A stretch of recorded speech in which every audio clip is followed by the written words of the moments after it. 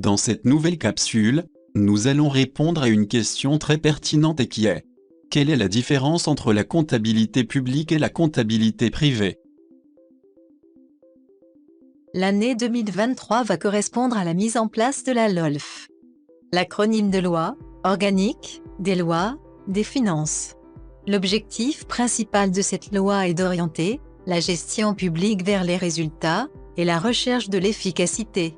Sa mise en application aura un impact considérable sur le mode de gestion des établissements publics. Les établissements concernés sont les entreprises publiques, les administrations centrales et leurs services déconcentrés, ainsi que les collectivités locales.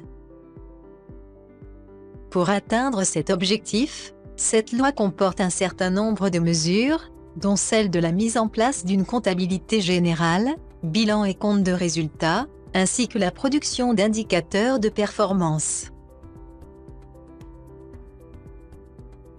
Un petit rappel au passage, en définit EPA établissement public à caractère administratif et qui regroupe l'enseignement supérieur, éducation, santé, formation professionnelle, et qui sont tous concernés par cette nouvelle loi.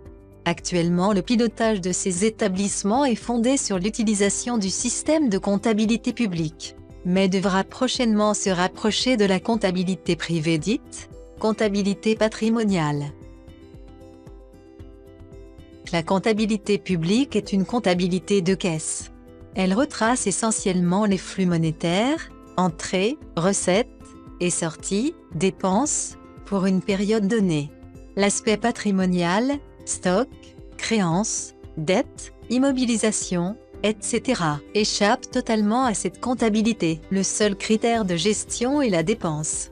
Cette comptabilité ne permet pas notamment de connaître les coûts des prestations ou des produits. Les dotations aux amortissements constatant la dépréciation des biens ne sont pas prises en charge. Les dépenses d'une période ne mesurent pas les ressources économiques réellement consommées durant cette période. Exemple de comptabilité publique au cours de l'exercice X, l'établissement de santé Y a dépensé un montant de 1 million de dinars de produits pharmaceutiques. Au cours de cette même période, le montant de tels produits consommés par les patients a été de 600 000 de dinars. La consommation réelle 600 000 de dinars est différente du montant dépensé 1 million de dinars.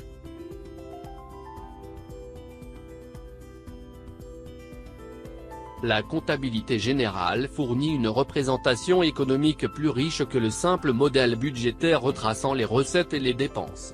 Elle permet la production de 3 états financiers, le bilan, le compte de résultats et le tableau de flux de trésorerie. Le bilan mesure le patrimoine d'un organisme à un instant donné.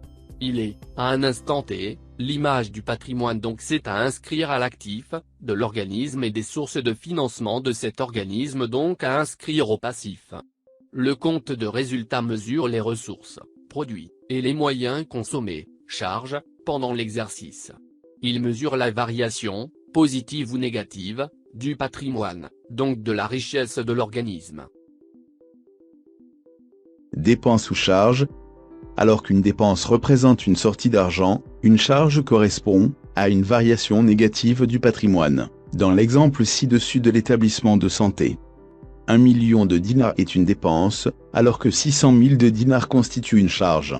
La dépense de 1 million s'est traduite par une diminution des disponibilités et une augmentation des stocks. Le patrimoine a changé de composition, le total de l'actif n'a pas changé, mais pas de valeur.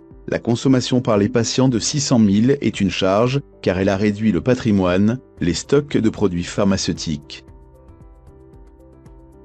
L'amortissement est une charge, c'est la constatation de la dépréciation d'un bien pendant une période donnée. C'est une technique comptable qui permet d'étaler le coût d'acquisition d'un bien sur sa durée d'utilité. Le projet Tricot, initié suite à une demande gouvernementale en 2008 et appliqué, dans un premier lieu, aux établissements publics de santé, a permis de mettre en place 3 comptabilités. Comptabilité patrimoniale, comptabilité budgétaire, publique, comptabilité analytique, cohabitant dans le même système d'information. Ce projet qui a parfaitement réussi au niveau technique, informatique, a permis de mettre en évidence les difficultés liées aux nécessaires changements tant en matière d'organisation des établissements publics que de mise en place de nouvelles procédures de gestion. Il a également mis en lumière l'absolue nécessité d'une formation permanente de tous les acteurs du système d'information de ces établissements. Dans la perspective d'une éventuelle adaptation du système 3CO, qui changera certainement de nom, aux EPA, l'intégration des trésoriers et des contrôleurs financiers au système d'information sera une nécessité. Par ailleurs, un plan de formation ambitieux combinant e-learning et formation de type présentiel devra être élaboré. Au niveau de présence internationale, la plateforme de formation e-learning est déjà prête. Une prochaine capsule en expliquera le fonctionnement. Nous vous remercions et nous sommes à l'écoute de vos commentaires.